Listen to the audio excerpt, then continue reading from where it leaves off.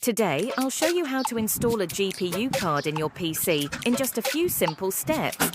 Open up your computer case. Now, locate the PCIe slot on your motherboard.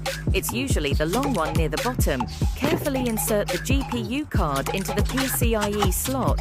Apply even pressure until it's securely in place.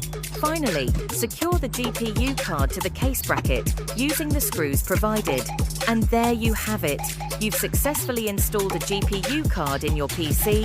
And at last, don't forget to install the proper driver for your GPU. Stay tuned for more tech tips and tricks, and happy gaming! And don't forget to subscribe, Unbox Unveil.